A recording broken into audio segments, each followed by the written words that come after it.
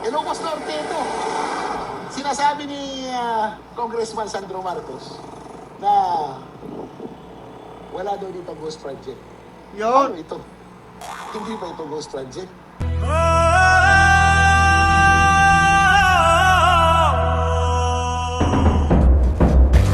At eto na nga, oo, mga ghost at dispalinghadong proyekto ni Sandro sa Ilocos Norte, aba, bistado! Oh shit! Oh shit! Walang bakal. Oh, kita mo? Wala. Yan, nakita. Wala. Oh. Kita nyo? Andito lang sa kalsada, Oh. kitang-kita na. Yan. Pero, hindi nakita naman. Nag-instruction. Ha? Samantala, Vince Dizon, iniiwasan nga ba punta ng baluarte ng amo para mag-inspeksyon ng sira-sirang proyekto? Aba, bakit kaya? Puro palpak at ghost project. Nasa Ilocos Norte, wala probinsya niya. Distrito ni Sandro. Ito mga kababayan ay isa na naman sa patunay na ang mga sinasabi ni Marcos Jr. ay pawang pambubudol lamang. Mahiya naman tayo. Pag-uusapan po natin lahat ng yan. Maya-maya lang mga kababayan. Para lagi kang updated.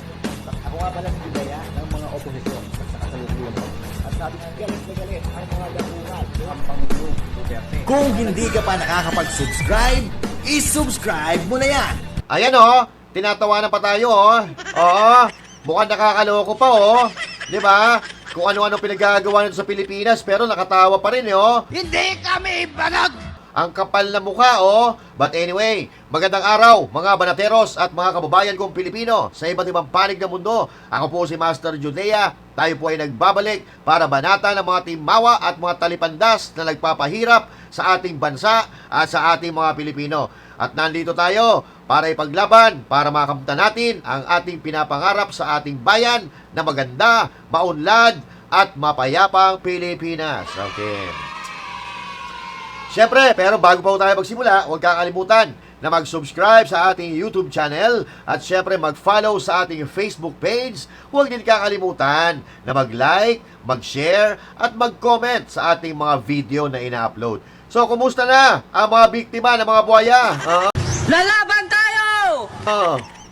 Okay, so lahat po tayo ay biktima dito. Ikaw, ako, tayo, lahat ng Pilipino biktima dito. Dahil yung pondo sana na gagamitin para pagaanin ang buhay ng mga Pilipino, ayun, inilagay na nila sa mali maleta, pinagparti-partihan na nila. Kaya ang ending, hirap na hirap ka. Oo.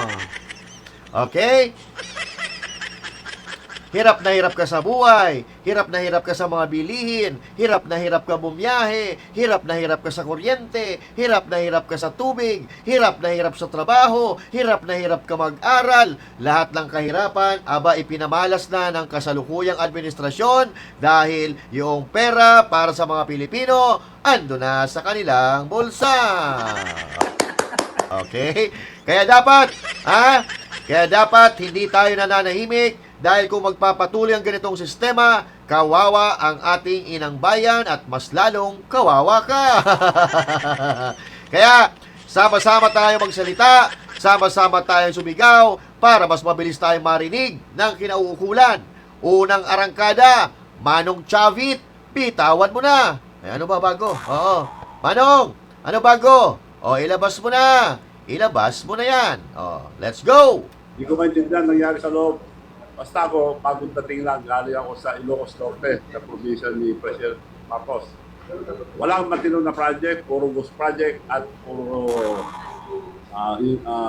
siya nagsabi, mahiya kayo, puro palpak at guni-guni.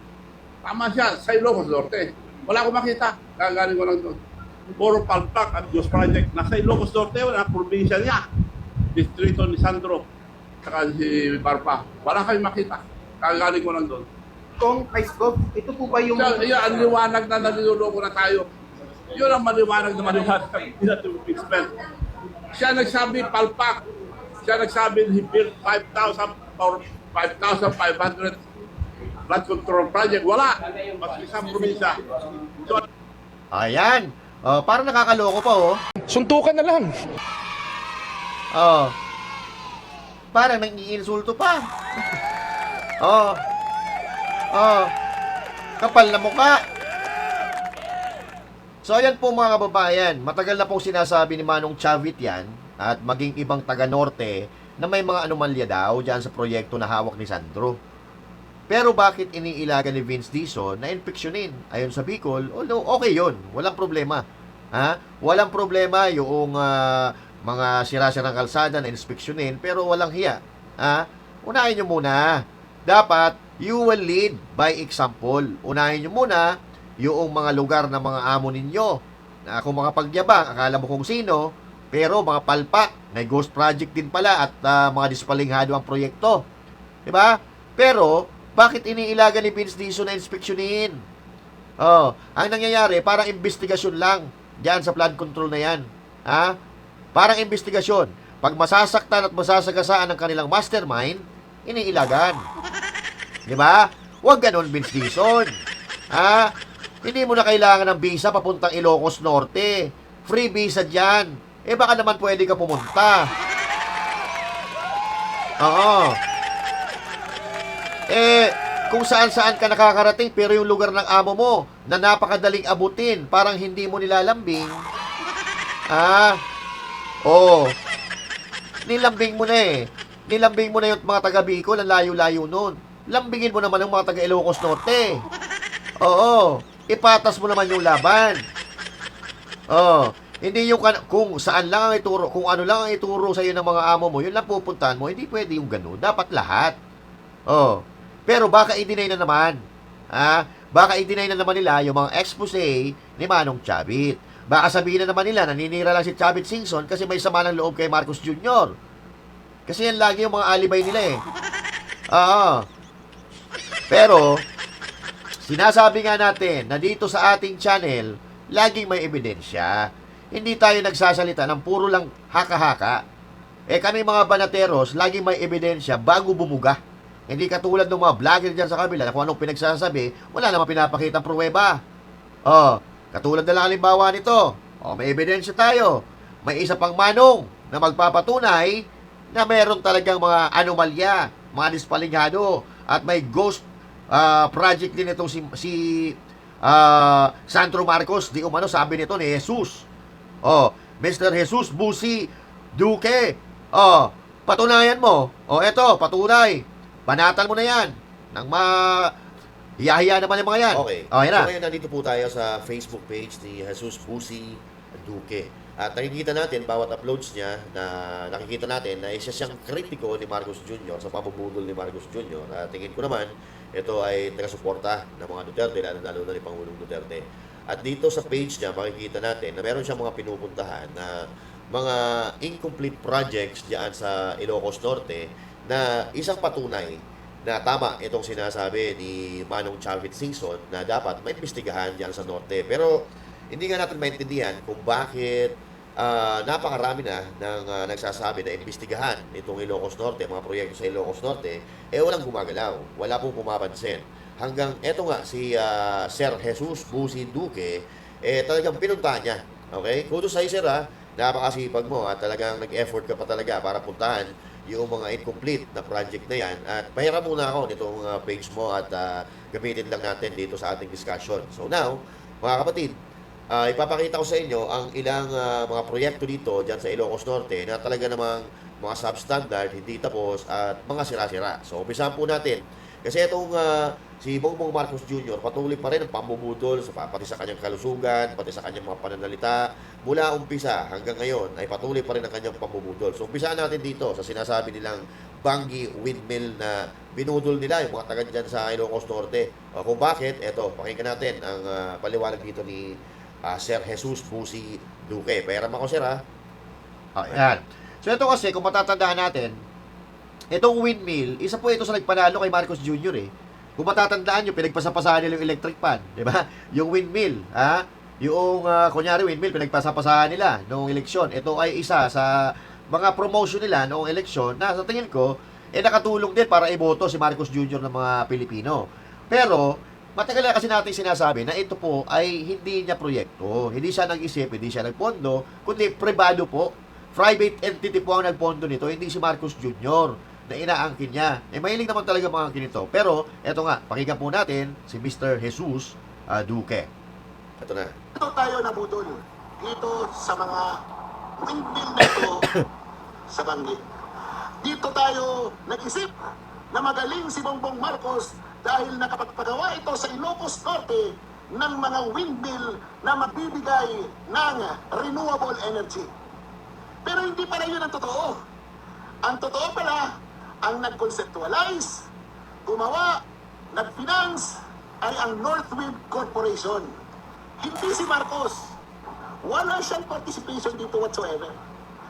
Kaya, pag nakikita ninyo yung mga windmill, ito, yung mga dahilan, isa sa mga dahilan, kung bakit ibinoto natin si Marcos.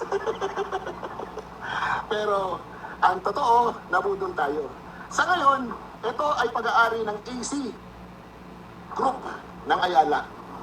Kaya, kung kayo ang tatanungin, fact check, debunk ang naratibo ng mga loyalista na si Marcos ang nag-isip, nagpagawa at nag-finance sa mga windmill na ito. Hindi yan totoo at yung kanyang interview na nasasabi na nahirapan silang gumawa nito ay katatagpuan. Ano? Nandito ako mismo para malaman ang katotohanan. Okay. So, Ayan. So yun mga kababayan, budol na budol talaga sila eh. Pero hindi naman tayo bumoto dyan kay Marcos Jr. No? Maraming beses na ito na nangangkin. Halimbawa, yung Bukana Bridge, no? Inangkin nila yon. At meron pang isang tulay, isang infra na binuksan, nag-cutting the ribbon, at inangkin din nila yon. At ang pagkakasabi pa nga ni Claire Castro doon sa kanyang interview na sa panahon ng kanyang amo na si Marcos Jr. natapos ang proyekto, therefore, sa kanya daw proyekto yun. Mahina talaga kukote ni Claire Castro no? Pero sana wag matanggal dyan si Claire Castro. Sana habang nandyan si Marcos Jr., nandyan si Claire Castro para may pinagtatawanan tayo minuto sa tuwing bumubong ang bibig niya, natatawa ang mga Pilipino. So tuloy mo, Mr. Duque, no? dyan po nag-umpisa itong pamamasyal nitong si Mr. Jesus Busi Duque dyan sa Ilocos Norte. So now, after nito, na windmill, Baguio windmill na ito, na hindi naman talaga si Marcos Jr. ang nag-finance nito or hindi siya ang nakaisip nito, mga kababayan. Kumbaga, nakisakay lang siya. Parang yung ginawa niya, nakisakay lang siya sa kasikatan ni VP Sara Duterte, kaya siya nanalo. So now, puntahan natin yung mga proyekto ng kanyang anak, or yung mga proyekto dyan sa Ilocos Norte na walang mga kwenta. Eto na. Ito. Ayan, okay, sinasayawan muna tayo ni Sir Jesus, ano? At ito. Kung totoo na may slight medical condition. Ayan, medical condition. Ano ba? Ito, nandito na tayo sa project. Nagsusumbong kami sa taong bayan. Merong try, hindi tapos. Si Vince Dizon, nag-i-inspection sa mga tulay. Ha? Pero ang mga tulay dito sa Ilocos Norte, hindi niya ini-inspeksyon. Ilang tulay na ang amin napuntahan. Oo. Sira yung tarpaulin. Wala nang makuhang detalye. Ngayon, etong tulay na ito ay hindi pa tapos. At ang sabi ng amin nakausap na 2024, 2025 ito. Di ba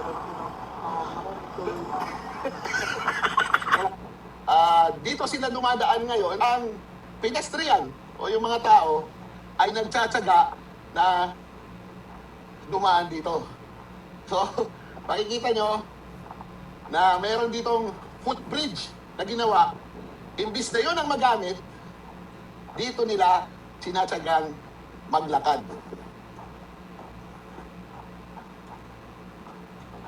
Ayan. Dito, sa tulay na ito, na Kawawa. pag tinignan mo, kahoy, walang railings, at pwedeng mahulog yung mga kababayan natin dito. Nakita nyo ngayon, ha? Nagsusumbong kami sa taong bayan. Merong tulay, hindi tapos. Si Si Vince Dizon, nag-i-inspection sa mga tulay. Ha? Pero ang mga tulay dito sa Ilocos Norte, hindi niya ini-inspeksyon. Ilang tulay na ang aming napuntahan na hindi tapos. Kung hindi ako nagkakamali, pang-apat na ito. Okay. Ngayon, ang ating mga kababayan dito dumadaan sa kahoy na ito na walang railings at syempre, delikado sa kanila habang ang mga sasakyan doon dumadaan sa karayan. Oh. Paano? Anong gagawin natin dito? Magsumbong ka sa Pangulo. Ang kanilang coordinates mali. Pero kami, geotag namin ito San Jose. Nakapost ang geotag, in-post namin. Ngayon, hindi namin alam kung anong proyekto ito dahil yung tarpaulin sira na. Wala na kaming reference. Pero ang importante, na ipakita namin in the real situation na walang may tulay, hindi patapos. Ayan, sa O, problema. Okay? So may tulay, hindi naman tinapos. Yan, delikado po yan mga kababayan, lalo na pagka umulan, bumaha. O tsa, gasino niyang tulay yan, napakababa. O, delikado yan para sa mga tao na nandyan. So, kaya mga taga Ilocos Norte, magising-gising kayo, huwag kayong patanga-tanga din. Oo. O, ito pa. In-inspection ni Vince Dizon, lahat ng mga tulay. Pumunta na siya ng Bicol. Yumayanig yung tulay. Pumunta siya sa Negros, sinasabing wala daw tulay. Eh paano ito? Dito sa Ilocos Norte, sino mag-aakala na ito ay isang tulay? Ha? Naka-geotag ito, pero hindi ko alam kung sino ang may responsibilidad nito. Ito ay nasa Ilocos Norte, sa Pidig. Sa barangay Tunuton, dito sa Pidig, Ilocos Norte.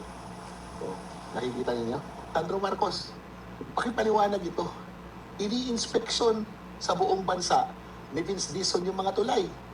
In-inspection niya yung tulay sa Bicol. Pumunta siya ng Negros. Pero dito mismo sa bayan nyo, sa Pidig, Ilocos Norte. Ayan. Tulay, hindi pa tapos. Paano? Sayang ang bayot. Ayan, oo. Ikaw, Sandro Marcos, puro payabang, inayu pa ka rin. Oo. Ngayon, paliwanag mo ngayon itong mga proyekto na hindi tapos diyan sa lugar ninyo. Ano yung puro ka pa, pogi diyan sa ano, di ka naman pogi. Hindi ko alam kung lalaki ka eh. Imbis na ipinapapogi mo diyan sa mga media, sa mga interview sa'yo, ipaliwanag mo itong mga proyekto diyan sa inyo na pinagkukurap ata ninyo. Dahil ayan o, tingnan mo, hindi tapos. Oo. O, So ito ito pa. ay nasa Barangay 43, Kawit, ng Lawag, Ilocos Norte. Diyan mismo sa Lawag. Alam niyo kung ano? Nasa likod lang ito ng DPWH, Naka. First Engineering District. Ito. Oh. Ngayon, makikita niyo yung detalye. Ito yung hamon ng ating Pangulo. Kaya para sa akin, napakahalaga ang kontribusyon at ang mga komento, ang mga reklamo, ang mga video, mga picture na ipapadala sa atin ng taong bayan. This will not work. This whole process will not work unless people are involved. We need everyone involved. Tinanggap ko ang hamon ng Pangulo, kaya nagpunta ko ng Ilocos Norte. Alam naman natin na yung ibinigay ng Malacanang doon sa magsumbong sa Pangulo website, yung mga coordinates doon ng mga project ay mali-mali. Inamin mismo yan ni Secretary Bunuan. At inamin mismo yan na Malacanang na mali-mali. Kaya nga uulitin nila yung investigasyon eh. Kami, hinanap namin yung mga lugar kung saan yung mga proyektong yan manually, mano-mano.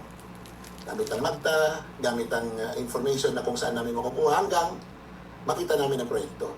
At pagkatapos, ang ginagawa namin para matulungan namin ang gobyerno ni Marcos na nag-ahamon sa atin na magpadala tayo ng mga litrato, magpadala tayo ng mga video patungkol sa anomalyang proyekto, amin itong tinatag sa Geo Maps.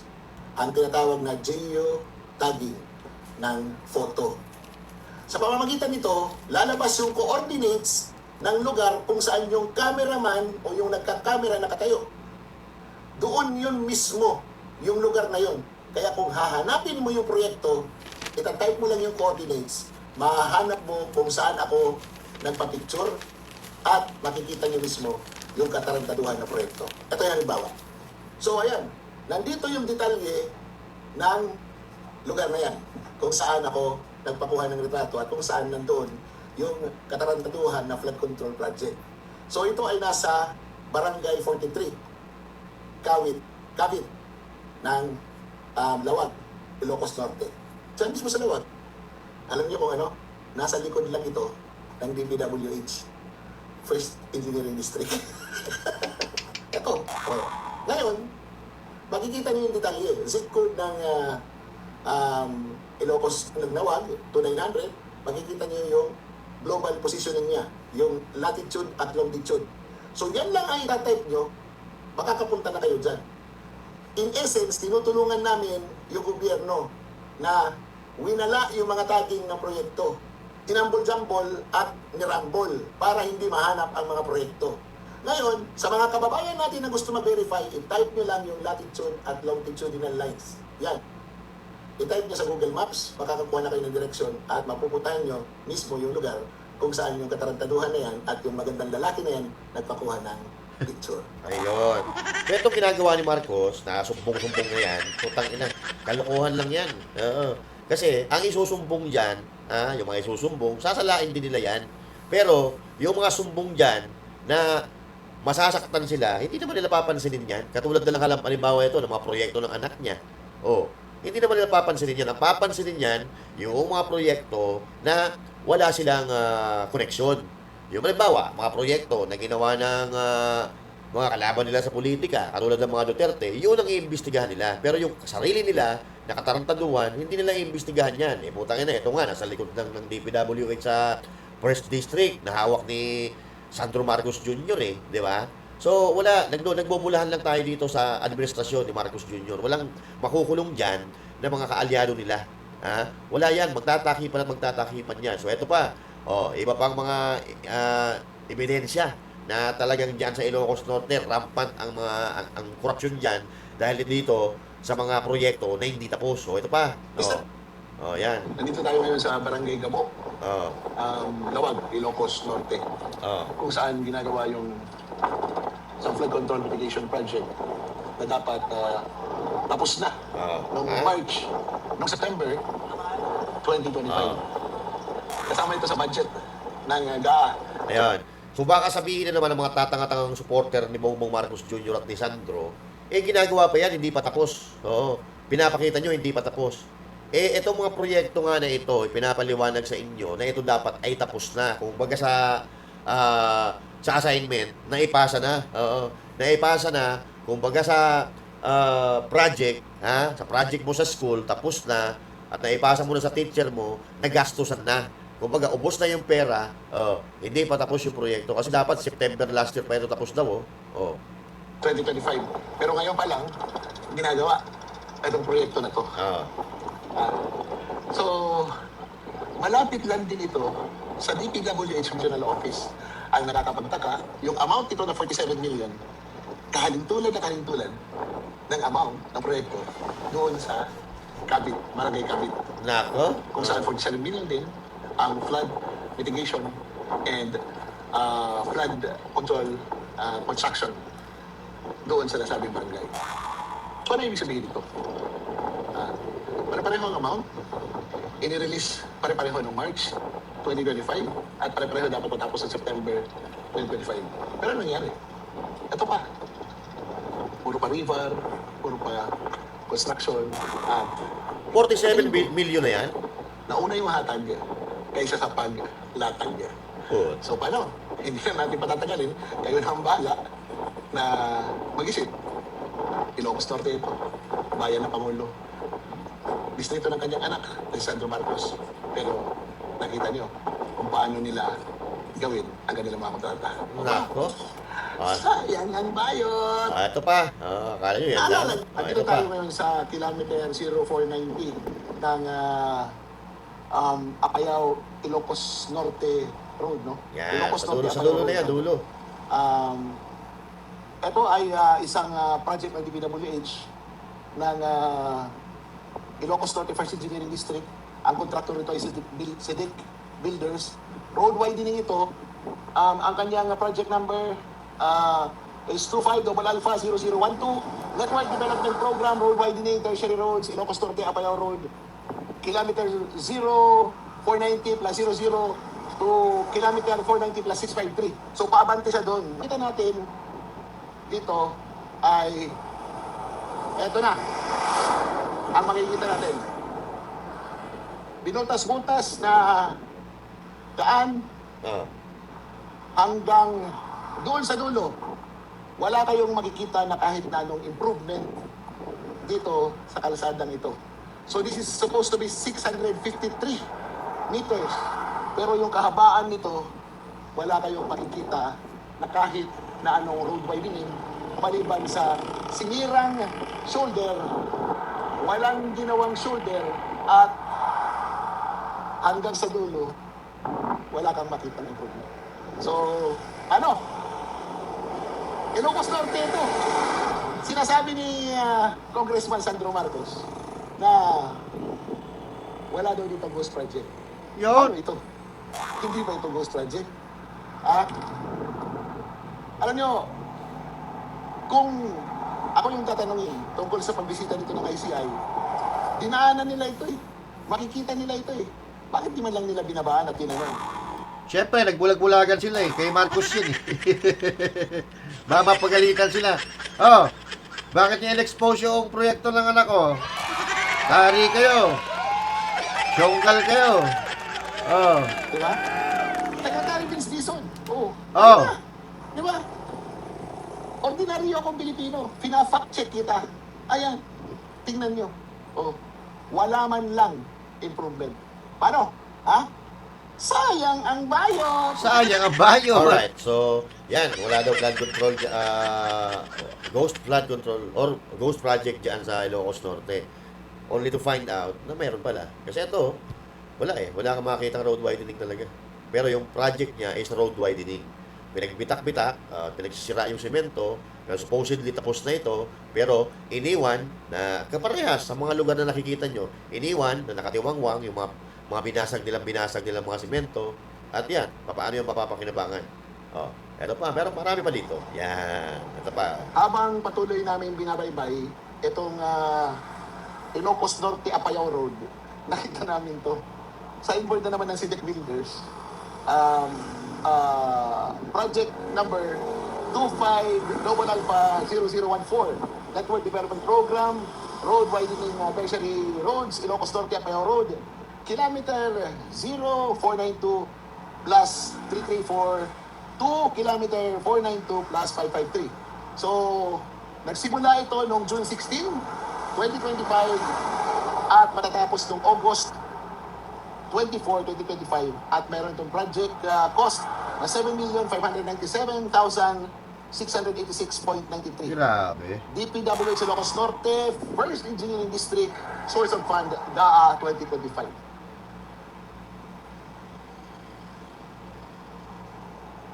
So tingnan natin, no? Tingnan natin. Ayun. Ito. At doon sa kabila. Ito yung 7 million. Meron doon simento. Ito siya. Oh, kita nyo? Ito. Hanggang doon, about 400 meters, more or less, 400 meters plus, papunta roon, nakita nyo, putol-putol, hindi pa tapos, hindi ginagawa. Yan ang nangyayari pag ang taong bayan ay hindi nagbabantay sa kanyang karapatan Yun. patungkol sa mga gawaing bayan. Nako. Dito pa rin ito sa Ilocos Norte kung saan sinasabi na walang korupsyon ang First District ng Ilocos Norte. O paano? Paano? Sayang ang bayot. Sayang ang bayot! Okay, so meron pa Ayan, dito. meron pa. Oh, Ano pa yan? Ito naman. Ayan. Ah. Isusog natin. Okay. So yan, nagpunta ako ng Ilocos Norte noong nakaraan lang eh. Bago mag New Year. Yan, nakita ko yan. Nasa gilid lang ng kalsada yan eh. Hindi na pwede bumaba kasi narkila lang namin yung ban eh. Hindi katulad ni Manong Jesus Duque na may sarili siya dalang sasakyan. Kaya ayan, nakahinto siya dyan. Kita-kita sa kalsada yan. Maniwala kayo. Kita nyo? Oh. Walang bakal. Oh. Kita mo? Wala. Yan, nakita. Wala. Oh. Kita nyo? Andito lang sa kalsada. Oh. Kitang-kita na. Yan. Pero, hindi nakita ng mga nag-inspeksyon. Ha? Kitang-kita mula sa kalsada. Pero hindi nakita ng mga nag-inspeksyon. Bakit? Bulag. Bulag kaya? O paano? Ha? Sayang ang bayot. Sayang ang bayot. Ayan pa. Isusog natin Okay, so, eto pa, meron pa sa dito. Adams. Ilocos Norte, no? First District ng Ilocos Adams Norte. naman, Adams naman. At ito yung isang proyekto. Walang bakal sa loob. Ano point? Bumagsak doon. At kung makikita nyo, kung dito natin naaanggulohan yung camera, dadalhin natin dito, yung camera, dito, kukuhanan natin ng pahabang ganyan, makikita nyo yung distraction ng itong flood control mitigation project na ito. Di ba? Yan. So, ayan. Isa itong pagpapatunay na kahit umuulan, masama man ang panahon, kung may gusto kang gawin para makatulong ka sa bayan, eto, challenge ko sa mga vloggers dyan. Maghanap din kayo ng mga proyekto na sasabihin nyo na substandard, ghost, at kung sabihin natin na kinurap o kinurakot ng mga empleyado ng gobyerno. Kasama na yung ating mga politiko na pinagdududahan natin. Ito, Mr. Marcos, President Marcos, First District ng Lawag, kay Sandro Marcos. Oh. Ano na ito?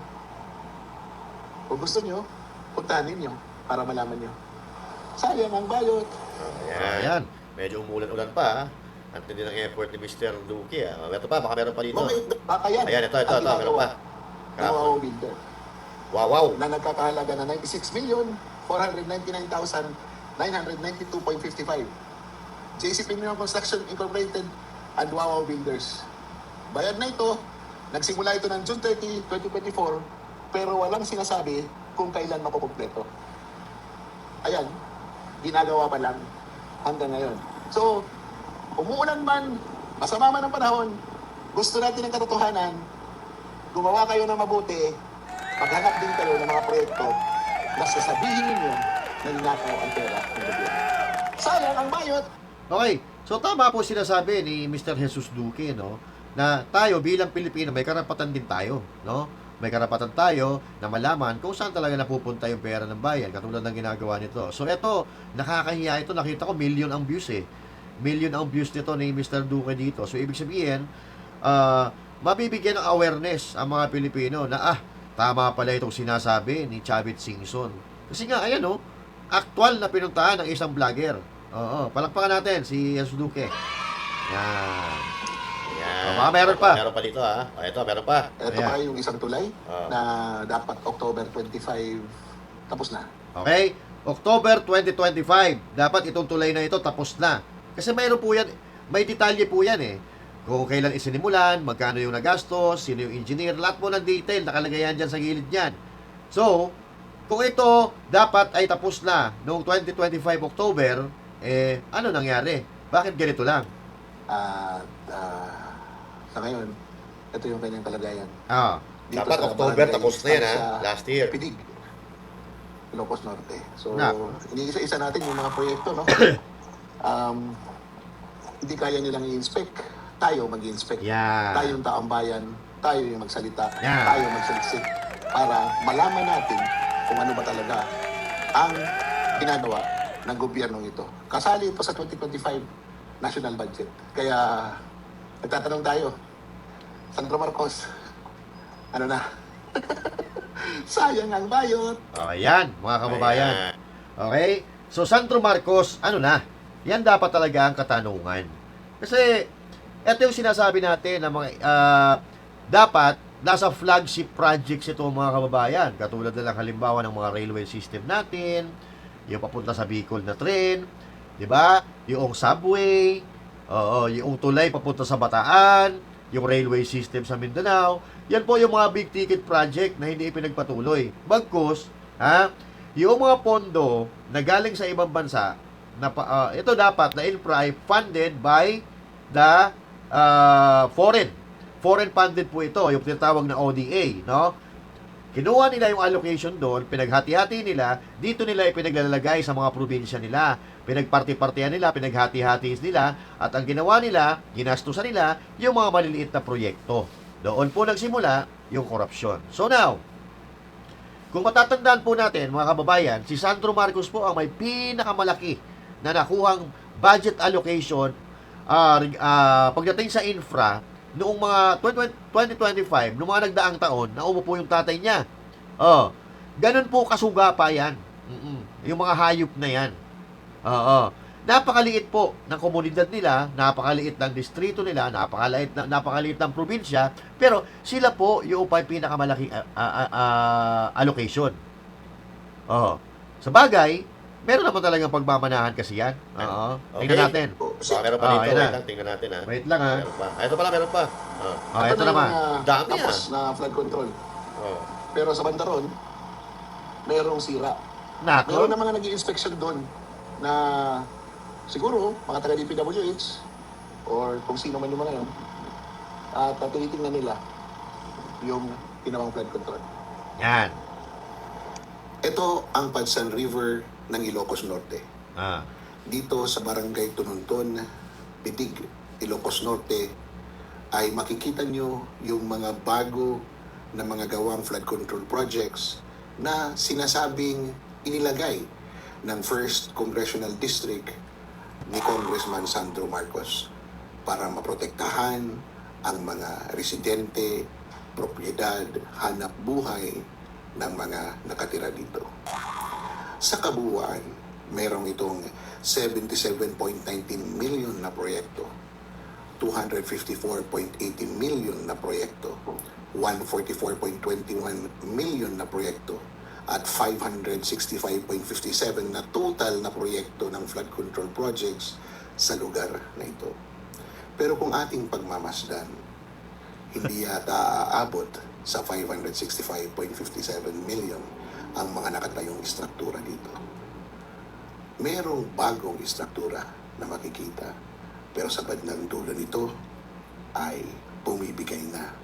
At sa bandang unahan, makikita nyo na meron ng sheet pile pero hindi pa natatapos. Ayon sa report na ating kalap, tapos na ang mga proyektong ito at napapakinabangan na dapat ng ating mga kababayan. Ngunit sa ating pag-iimbestiga, sa ating pagsasaliksik, sa ating pag-iikot at sa ating pagdodokumento, makikita natin na ang katotohanan ay malayo pa. Dahil pag inyong pagmasdan, ito ay kulang-kulang, hindi magkakadikit, at higit sa lahat, mayroong pang portion na hindi pa natatapos. Nako. Mga kababayan, kung pababayaan natin ang ating bayan at hindi tayo mag-iingay na imbestigahan talaga ang mga totoong nagnakaw sa pera ng taong bayan, ay wala tayong mapapala. Ito ay ginagawa namin para iparating sa inyo ang katotohanan sa mga proyekto dito sa unang distrito ng Ilocos Norte. O paano? Yun. Ayan. Sayang ang bayo! Ayan, bayot. Okay. So, Ayan, mga kababayan. Ang kapal ng mukha, no? Natatandaan nyo pa ba kung magkano yung allocation dito kay Sandro Marcos ng 2025?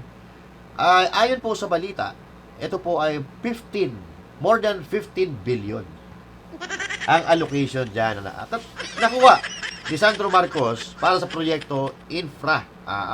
So sa tingin nyo, aabot kaya ng 15 or 16 billion or 15 billion, sabihin na natin, isarado na natin ang 15 billion. Aabot kaya sa 15 billion yung mga nakita nyo na mga proyektong sira-sira, proyektong hindi tapos, at may ghost project pa. So, papaano itatanggi nila yan? Yung mga narinig natin, mula kay Jesus Duque, mula kay Chavit Singson, paano nila itatanggi? Kompletos recados. Lahat ng impormasyon nakita natin, nakasulat lahat. Na dapat, itong mga proyekto daw na ito, tapos na ng 2025 pa, pero anong petsa na? Sira-sira pa rin, hindi tapos, at ang pinakamalala, may flood control, may ghost project pa. Mas malala yung ghost project. Mas malala yung ghost project, pero ang pinakamasaklap dito, malamang, sa alamang, dahil 2026 na, yung pondo nakubra na. Pusang gala. Pusang ina nyo talaga lahat. Lahat ng ebidensya andyan na. AFP, ano na? Kawawa ang Pilipinas. Okay? So, mga kababayan, kung may komento kayo dito sa napag-usapan natin, i-comment ninyo. Pag-usapan natin yan sa susunod na video. Hanggang dito na muna. Magbabalik po tayo ulit. And again, this is Master Judea saying thank you. God bless you all and to God be the glory. God bless all Filipinos except na mga magnanakaw ng magamang ito. Pati yung mga kasabwat nila na mga magnanakaw din. See you later. Bye.